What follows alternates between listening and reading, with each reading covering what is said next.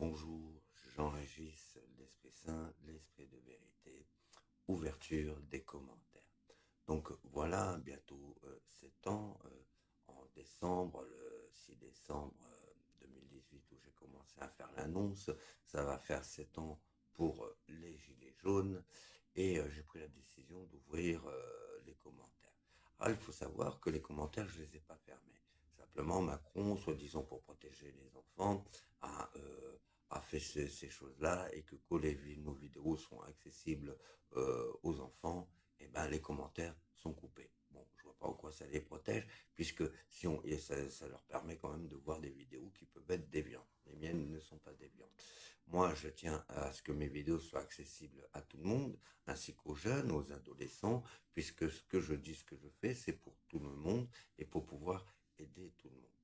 Actuellement, là, je suis en train de tomber malade, là, il fait froid et tout, et donc je vais me mettre bien, et puis je prépare des petits trucs et tout, vous inquiétez pas. Et donc bah, je donne l'occasion aux gens de mettre des commentaires. Alors, quand je vois le nombre de vues, la censure et tout ça, cela interroge, mais je continue dans la lancée. Bien sûr, ceux qui ont voulu m'insulter, je vous conseillerais de vous abstenir, parce que je vous épargnerai pas, hein. Et d'autres gens ont peut-être envie de me parler ou me dire des choses et tout. Eh ben, j'offre cette occasion. Les prochaines vidéos, bien sûr, elles redeviendront accessibles pour les jeunes, donc les commentaires seront coupés. Et puis, ça me permettra d'avoir un partage et tout. Vous savez, je suis lassé parce que même sur le Facebook, dans les messengers et tout ça, euh, ce qui me lasse, c'est que j'ai que des faux profils, des trucs obscènes. Voilà. Alors, ce qui est extraordinaire, tout ce qui est obscène et tout ça, c'est pas censuré, c'est accessible à tous, hein. Mais là, où c'est qu'on protège les enfants? Vous voyez? Donc, c'est de l'hypocrisie, tout ça, c'est pour nous diviser.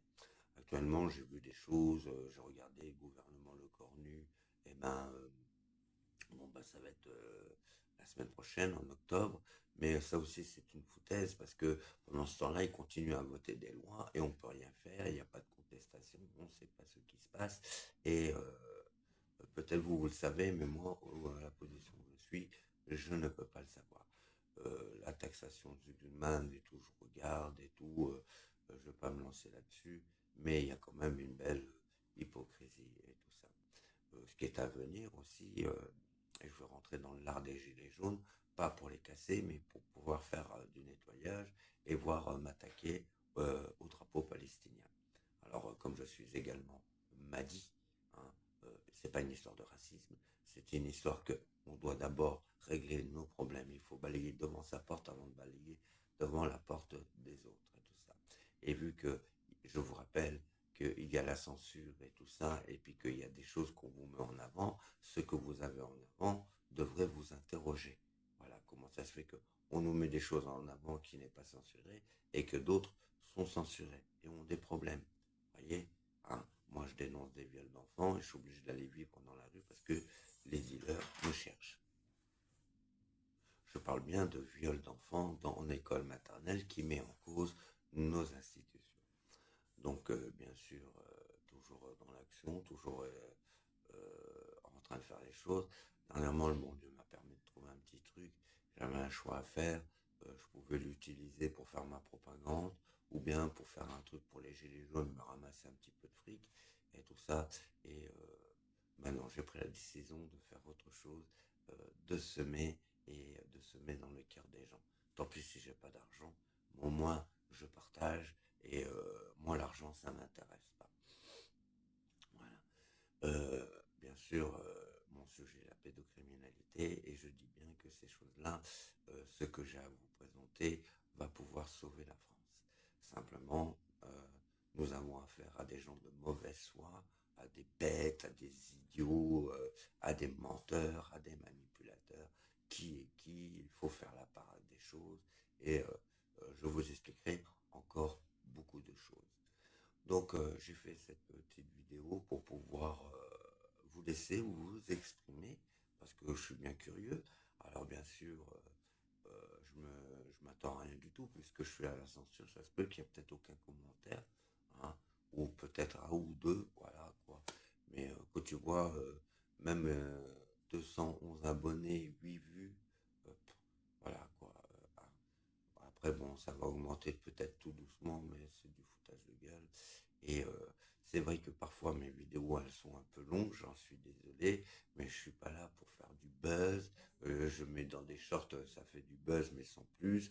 Je suis là pour faire quelque chose de concret et un partage. Et puis des petites vidéos de buzz aussi, c'est pour vous valoriser, pour vous montrer des choses et tout. J'avais dit que j'avais rencontré monsieur Rambert, un monsieur de 82 ans qui est venu de l'autre bout de Paris. C'est le père qui m'a envoyé. Je ne vais pas mettre le poste. De toute façon, ça sert à rien parce que je mets des posts et il n'y a quasiment aucune réactivité, même pas un pouce et tout. Et voilà quoi. À moins que vous aimez voir les trucs à scandale et tout. Et des fois, il faut un petit peu s'interroger et un petit peu grandir, mûrir dans sa tête. Voilà. Ah, c'est pas cool, hein. Je sais bien. Donc voilà, actuellement, je m'occupe d'une américaine et c'est pas évident. Ah, je vous dis, c'est pas évident. Et ouais, j'avais envie de dire un truc pour taquiner, mais bon, on fait pas de, on va pas faire ces choses-là. De toute façon, le foutage de gueule, hein, il est grand. Hein. Donc voilà. Donc allez-y, mettez des commentaires, je veillerai à répondre et tout. Et puis comme ça, eh ben, si les gens ont envie de s'exprimer, ben, vous pouvez vous exprimer. Vous parlez de la situation actuelle. euh, voilà, c'est à quoi bon. Mais il y a du bon qui arrive, il y a du bon. Ne vous inquiétez pas, il y a du bon.